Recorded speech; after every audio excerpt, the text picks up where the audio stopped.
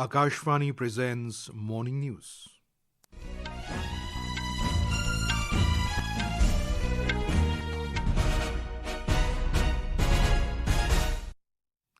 Good morning, I am Abhishek Mukhopadhyay. The headlines. India firms up global outreach plan to expose Pakistan on terrorism. Indian economy to grow at 6.3% during current fiscal, ahead of China, US and European Union, says UN report. UIDAI achieves major milestone with over 150 billion Aadhaar authentications. US court sentences Salman Rushdie's attacker Hedi Matar to 25 years in prison. Neeraj Chopra finally reaches 90-meter mark but finishes second in Doha leg of prestigious Diamond League meeting series. And in chess, Indian Grandmaster R. Pragyanand wins Superbet Chess Classic in Bucharest, Romania.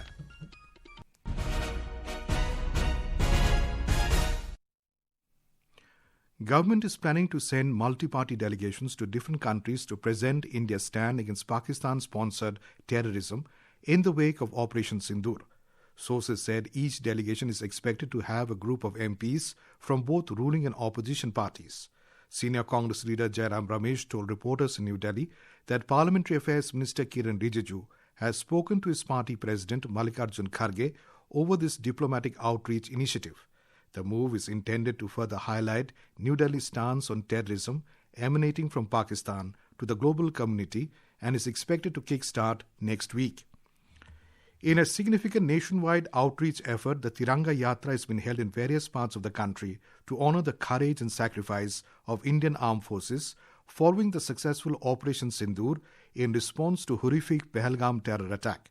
In Tamil Nadu State, BJP unit held Tiranga rallies at various places in the districts of Tenkasi, Tirupattur, Thuthukudi, Vellore and Theni. BJP workers, leaders, ex-servicemen and youth participated at the rally. The participants held the tricolour flag and raised slogans supporting the pride and sacrifice of the defence forces. In Telangana, a couple from Nanganur, Magdampur village of Siddipet district showed their patriotism by naming the newborn baby as Sindura, while people are showing their solidarity to our Jawans by joining Tiranga Yatra across the country. Vikram Kavyashree couple named the newborn baby Sindura, inspired by the concept behind the Operation Sindoor. Vikram shared his feelings with Akashvani News, stating he is proud of his country.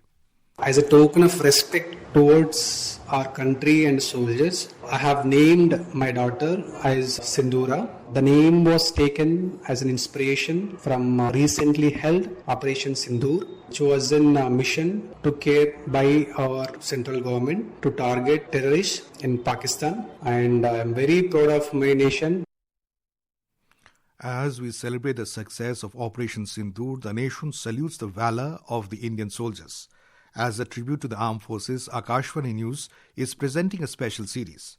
Today we remember Paramveer Chakra awardee Rifleman Sanjay Kumar, who displayed exemplary bravery during the Kargil War.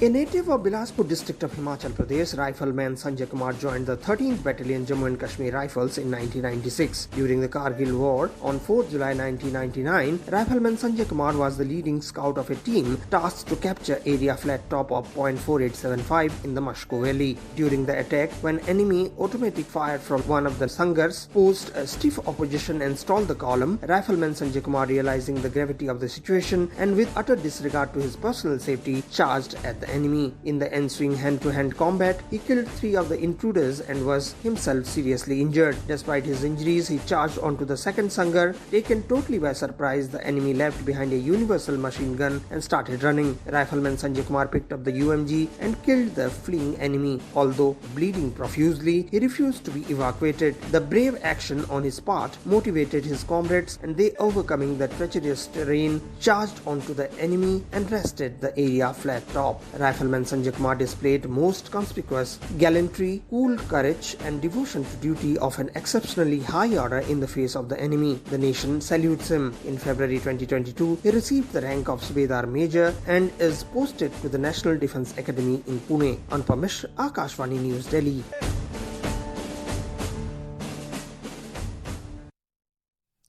Indian economy will grow at 6.3% in the current financial year, ahead of China, US and the European Union, a UN report said. According to the UN's mid-year update of world economic situation and prospects, India's growth has been fueled by strong household spending, solid government investments and booming services exports. We have a report. India continues to shine even as the global economy stands on shaky ground. United Nations said that India will remain the fastest growing major economy in the world this year. While the growth figure has been slightly revised from the 6.6% forecast in January, India is still ahead of other big economies like China, US and the European Union. Next year, India's economy is expected to grow by 6.4%. On the global front, the picture is far less rosy. UN said the world economy is at a precarious moment, pointing to rising trade tensions and policy uncertainty. Many countries are now expected to grow slower than previously thought. China is expected to grow at 4.6%, the US at 1.6%, Japan at 0.7%, and the European Union at just 1%. Germany may even see a negative growth of minus 0.1%. The report also shared some good news on inflation and jobs in India. Inflation is likely to ease from 4.9% in 2024 to 4.3% in 2025, well within the central bank's comfort zone. Vishnu PS, Akashvani News, Delhi. The total number of Aadhaar authentication transactions have crossed 150 billion marks, making it a milestone moment in the journey of the Unique Identification Authority of India, UIDAI, and for the broader Aadhaar ecosystem. We have a report. The landmark highlights the extensive uses and utility of Aadhaar and the growth of digital economy in the country. Ministry of Electronics and IT in a statement said that the cumulative number was achieved by the end of April 2025 since inception. The ministry added that in April alone, almost 210 crore Aadhaar authentication transactions were carried out, which is nearly 8% more than the same month in 2024. It added that Aadhaar-based authentication has been playing a stellar role in aiding ease of living, in effective welfare delivery, and voluntarily availing various services offered by service providers. With Dipendra's report, Chirag Jha, Akashvani News, Delhi. This is Akashvani giving you the news. For quick news updates around the clock, follow us on X handle at AIR News Alerts, and for details of stories and more, log on to our website www.newsonair.gov.in and download News on AIR app. Union Home Minister Amit Shah will inaugurate and lay the foundation stone for various people-centric projects worth 708 crore rupees in Gandhinagar today. These include the projects of Gandhinagar Municipal Corporation, Gandhinagar Urban Development Authority (GUDA), and Gandhinagar District Administration. We have more from a correspondent. Union Home Minister Amit Shah will inaugurate a series of key infrastructure and public service projects in his Lok Sabha constituency Gandhinagar today. These include the inauguration of newly constructed primary health centre at Wawol, the inauguration of underbridge connecting newly developed Sector 21 and 22 of the capital city Gandhinagar, the inauguration of primary health centre in Pethapur and newly developed Kolvada Lake near ONGC well in Kolvada. During the program, the minister will distribute the benefits of various postal schemes to the beneficiaries and address a public rally. Tomorrow, Mr. Shah will attend several programs in Ahmedabad. Aparna Khund, Akashvani News, Ahmedabad. The Railway Board has approved an important new rail line project between Karhi and Sagma worth over 165 crore rupees, strengthening rail infrastructure in Madhya Pradesh. The proposed quad rail line under the West Central Railway WCR zone will be 5.31 kilometers long. The bi-directional quad line between Karhi and Sagma will connect the Lalitpur-Singrauli new line to the existing Itarsi-Manikpur line. Indian Institute of Mass Communication IIMC is set to launch its Doctor of Philosophy PhD program in Mass Communication and Journalism from the upcoming academic year. The institute has notified the rules for the program, with admission details to be announced later. Vice-Chancellor of IIMC, Dr. Anupama Bhatnagar, has confirmed the launch for the new course and said that the institution is ready to take the responsibility. The Indian Institute of Foreign Trade, IIFT, has announced the establishment of its first overseas campus in Dubai, United Arab Emirates. This marks a key step in expanding IIFT's global presence and strengthening India's engagement in international business education. Commerce and Industry Minister Piyush Goyal said that this truly reflects the spirit of the National Education Policy 2020, marking a new chapter in the internationalization of Indian education and its growing role in shaping thought leadership globally. An American-Lebanese man, Hadi Matar, has been sentenced to 25 years in prison for the 2022 knife attack on author Salman Rushdie at a cultural event in New York. Convicted of attempted murder and assault, 27-year-old Matar received the maximum sentence for the attack, which left Mr. Rushdie blind in one eye. He was also given a separate 7-year sentence for assaulting the event moderator. Nepal's flagship multi-sectoral dialogue from Sagarmatha Samvad kicked off yesterday. Prime Minister of Nepal, K.P. Sharma Oli, Foreign Minister Dr. Arzu Rana Dioba, Environment Minister of India Bhupendra Yadav, and COP29 President and Azerbaijan's Ecology Minister Mukhtar Babayev, among a host of dignitaries participating in the 3-day event. Addressing the gathering at the summit, Environment Minister Bhupendra Yadav emphasized India's unwavering commitment to global climate action and the need for collaborative efforts to safeguard the Himalayas and other mountain ecosystems. He expressed India's dedication to addressing the global climate crisis.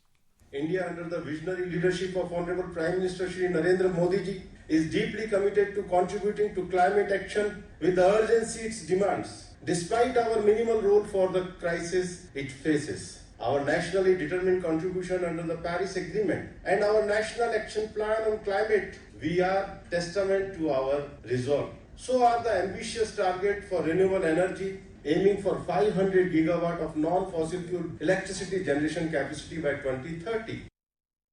In sports, records tumbled in athletics while Indian players shone in both chess and football. Meanwhile, the IPL is back, promising more excitement for cricket fans. We have a detailed report.